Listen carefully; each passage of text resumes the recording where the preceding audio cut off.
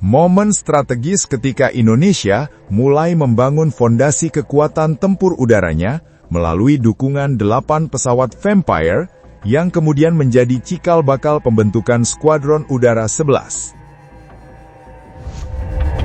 Pada tanggal 20 Februari tahun 2026, Indonesia memperingati satu momentum penting dalam sejarah Angkatan Udara, yakni Hari Peresmian Kesatuan Pancar Gas atau KPG di Lanut Hussein Sastranegara, Bandung.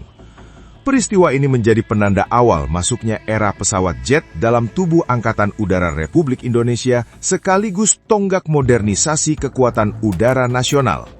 Untuk memahami arti pentingnya, kita perlu menengok kembali ke tanggal 20 Februari tahun 1956 saat KPG secara resmi dibentuk sebagai Satuan Jet Pertama Indonesia. Disinilah semuanya dimulai. Kepala Staf Angkatan Udara saat itu, R. Suryadi Suryadharma, meresmikan KPG di Lanut Hussein Sastranegara. Nama Pancar Gas sendiri terdengar unik ya? Seolah-olah seperti bengkel knalpot, tapi jangan salah, ini bukan urusan motor. Ini adalah Satuan Jet Pertama Indonesia. Dan bukan jet sembarangan.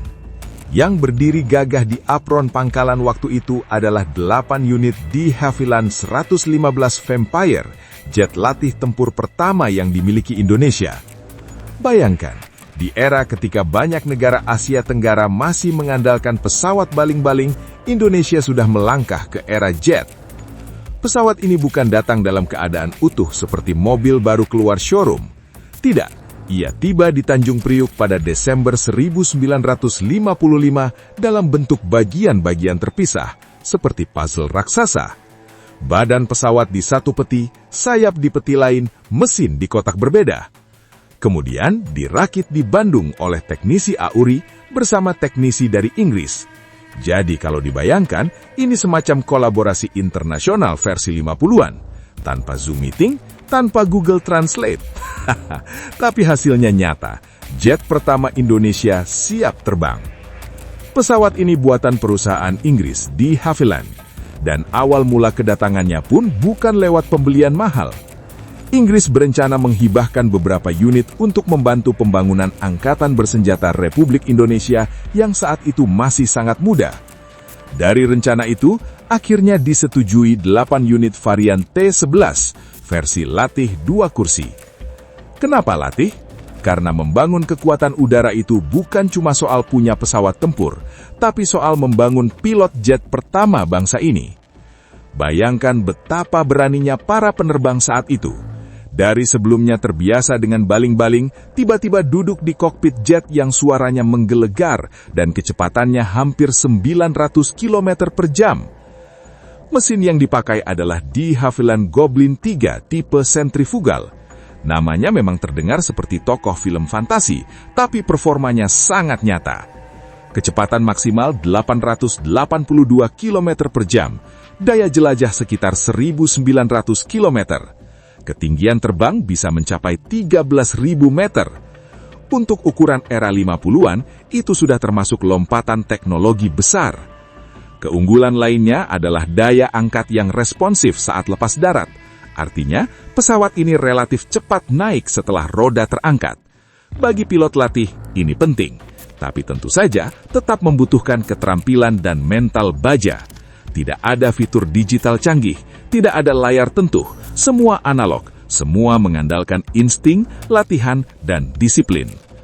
Awalnya bergabung dalam Kesatuan Pancar Gas, namun pada 20 Maret 1957, satuan ini berubah menjadi Skuadron Udara 11. Disinilah Vampire benar-benar menjadi tulang punggung pelatihan jet Indonesia. Namun ada satu kenyataan pahit dalam dunia militer. Teknologi tanpa dukungan logistik yang kuat akan sulit bertahan lama. Masa dinas de Hav 115 Vampire di Indonesia hanya sekitar 7 tahun. Salah satu penyebab utamanya adalah sulitnya mendapatkan suku cadang.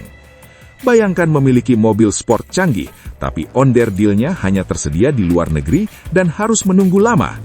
Dalam dunia militer, kesiapan armada adalah segalanya.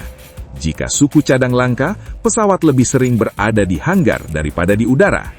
Akhirnya, pesawat ini dipensiunkan. Tapi jangan salah, meskipun masa dinasnya relatif singkat, perannya sangat besar. Ia adalah jembatan. Ia adalah guru pertama bagi generasi awal pilot jet Indonesia. Setelah era Vampire berakhir, Indonesia mulai beralih ke jet-jet tempur asal Uni Soviet. Disinilah babak baru dimulai. Dari Inggris ke timur, dari jet latih awal ke pesawat tempur yang jauh lebih besar dan bertenaga. Kalau kita renungkan, kisah ini bukan sekedar cerita tentang pesawat tua. Ini adalah cerita tentang keberanian sebuah bangsa muda yang tidak ingin tertinggal Indonesia. Tentang teknisi yang merakit jet dari peti-peti kayu. Tentang pilot yang belajar menaklukkan mesin baru dengan segala keterbatasan. Dan yang paling menarik, semua itu dimulai dari 8 pesawat yang mungkin bagi negara besar terlihat kecil jumlahnya. Tapi bagi Indonesia saat itu, 8 itu adalah langkah pertama menuju langit yang lebih tinggi. Bayangkan situasinya saat itu. Indonesia masih muda, usia kemerdekaan belum genap 11 tahun. Infrastruktur terbatas, anggaran pertahanan belum besar, pengalaman mengoperasikan jet hampir nol. Tapi keputusan sudah diambil. Kita tidak mau tertinggal dari perkembangan teknologi militer dunia. Di apron Lanut Hussein Sastra Negara, suara mesin Goblin meraung keras. Bukan cuma suara logam dan turbin yang berputar, tapi seperti simbol bahwa Indonesia resmi masuk ke era baru, era kecepatan tinggi, era jet. Dan dari sinilah lahir generasi penerbang jet pertama Indonesia. Mereka bukan belajar dengan simulator digital canggih, tidak ada layar tentuh, tidak ada sistem fly-by-wire, semua manual. Jarum-jarum analog menari di panel instrumen, dan setiap keputusan di udara benar-benar bergantung pada kemampuan membaca situasi secara cepat dan tepat. Salah sedikit, resikonya bukan teguran, tapi nyawa. Itulah mengapa peran di DHEF-115 Vampire sangat penting.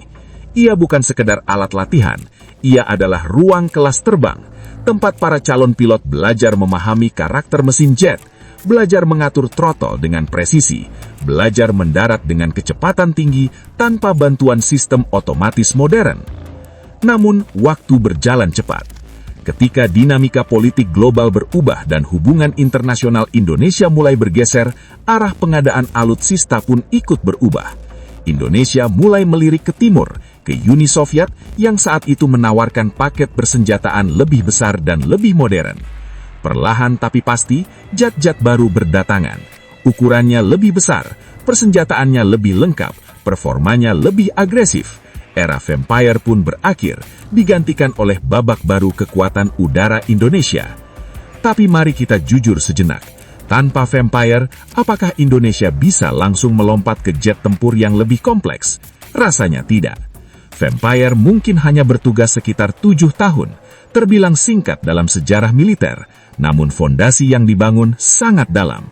Ia membentuk kultur operasi jet, ia melatih instruktur, ia menanamkan disiplin penerbangan berkecepatan tinggi.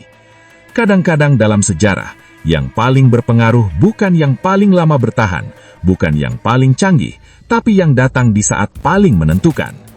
8 pesawat itu mungkin terlihat sederhana jika dibandingkan dengan jet generasi modern hari ini. Tapi pada masanya, itu adalah lompatan besar, lompatan yang membuat Indonesia berdiri sejajar dalam percaturan teknologi militer kawasan.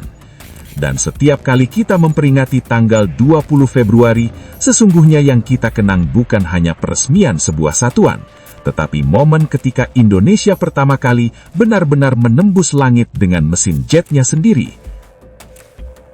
Thanks banget buat yang udah nonton sampai habis. Kalau suka, ya di-like aja. Kalau merasa cocok, langsung subscribe. Dan kalau jempol udah gatal pengen ngetik, antem aja tuh kolom komentar. Mau debat? Boleh. Mau bercanda? Gas! Yang penting sopan.